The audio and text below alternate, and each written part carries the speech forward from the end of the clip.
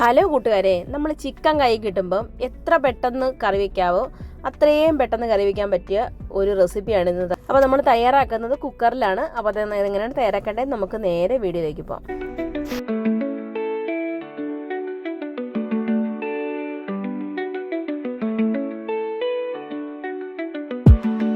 അപ്പോൾ അതിനായിട്ട് ഒരു കുക്കർ എടുത്തിട്ടുണ്ട്. ആദ്യമേ തന്നെ അതിനകത്തേക്ക് ഒരു ടേബിൾ സ്പൂൺ ഇഞ്ചി, വെളുത്തുള്ളി, ജീരകം കൂടി അരച്ചെടുത്ത പേസ്റ്റാണ്.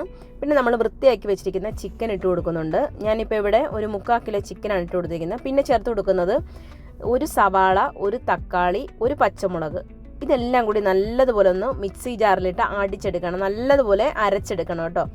അരച്ചെടുത്തതിന് ശേഷം അതും കൂടി ചേർത്ത് കൊടുക്കുന്നുണ്ട്. ഒരു 1/2 ടീസ്പൂൺ മഞ്ഞൾപ്പൊടി, ഒരു 2-2.5 ടീസ്പൂൺ കാശ്മീരി മുളക് പൊടിയാണ് ചേർക്കുന്നത്. നമ്മൾ നേരത്തെ പച്ചമുളക് അരച്ച് ചേർത്തിട്ടുണ്ട്, അതുകൊണ്ട് കാശ്മീരി മുളക് പൊടിയാണ്. പിന്നെ ചേർക്കുന്നത് മല്ലിപ്പൊടിയാണ്. 2 ടീസ്പൂൺ കാശ്മീരി മുളക് പൊടി ചേർത്ത് അതിൻ്റെ ഇരട്ടിയാണ് ചേർക്കേണ്ടത്. 4 ടീസ്പൂൺ ചേർത്ത് കൊടുക്കുന്നുണ്ട്. പിന്നെ 1 ടീസ്പൂൺ ഗരം മസാല ചേർത്ത് കൊടുക്കുന്നുണ്ട്. ഗരം മസാലയ്ക്ക് പകരം നിങ്ങൾക്ക് വേണമെങ്കിൽ ചിക്കൻ മസാല ചേർത്ത് കൊടുക്കാം, അല്ലെങ്കിൽ മീറ്റ് മസാല ചേർത്ത് കൊടുക്കാവേ. അപ്പോൾ ഞാനിപ്പോൾ ഇവിടെ 1 ടീസ്പൂൺ ഗരം മസാല ചേർക്കുന്നുണ്ട്. ഒരു 1/2 ടീസ്പൂൺ ചിക്കൻ മസാല ചേർത്ത് കൊടുക്കുന്നുണ്ട്. അത് ഓപ്ഷണലാണ് കേട്ടോ. പിന്നെ വേണ്ടത് 1 ടേബിൾ സ്പൂൺ വെളിച്ചെണ്ണ ഒഴിച്ചു കൊടുക്കുന്നുണ്ട്. പിന്നെ ആവശ്യത്തിനുള്ള ഉപ്പും കൂടി ചേർത്തിട്ടുണ്ട്. പിന്നെ കുറച്ച് കറിവേപ്പിലയും ചേർത്ത് കൊടുത്ത് ഒരു 1/2 കപ്പ് വെള്ളം. നമ്മൾ ചിക്കനിൽ നിന്നൊക്കെ വെള്ളമൊക്കെ ഇറങ്ങി വരും, അതുകൊണ്ട് ഒരുപാട് വെള്ളം ചേർത്ത് കൊടുക്കേണ്ട ആവശ്യമില്ല. ഒരു 1/2 കപ്പ് വെള്ളം ഒഴിച്ചു കൊടുത്തിട്ടുണ്ട്. ഇതെല്ലാം കൂടി നല്ലതുപോലെ ഒന്ന് മിക്സ് ചെയ്തെടുക്കണം കേട്ടോ. അതിനുശേഷം ഇത് അടച്ച് വെച്ച് നമുക്കിത് വേവിച്ചെടുക്കാം.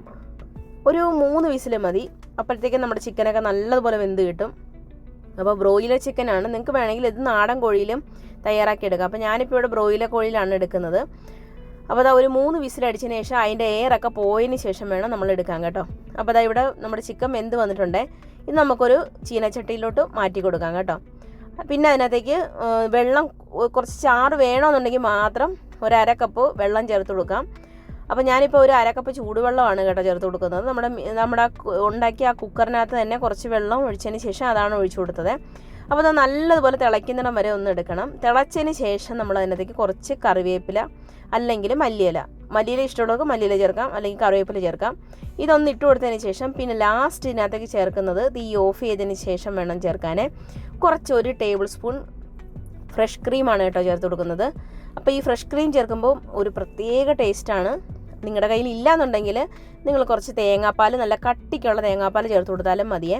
അതും കൂടി ചേർത്ത് കൊടുത്തതിന് ശേഷം ഒന്ന് ഇളക്കി കൊടുക്കണേ. ആ ചൂടിനകത്തിരുന്ന് തന്നെ ഒരു പ്രത്യേക ഇതാണ്. ആ ചൂടിനകത്തിരുന്ന് തന്നെ ഫ്രഷ് ക്രീമിൻ്റെയൊക്കെ ഇത് ഇറങ്ങി നല്ലൊരു ടേസ്റ്റായിട്ട് വരും കേട്ടോ. അപ്പോൾ അത്രയേ ഉള്ളൂ. വളരെ സിമ്പിളല്ലേ തയ്യാറാക്കാൻ. എല്ലാവരും ട്രൈ ചെയ്ത് നോക്കൂ കേട്ടോ. ട്രൈ ചെയ്ത് നോക്കിയിട്ട് ഫീഡ്ബാക്ക് ഇടാൻ മറക്കരുത്.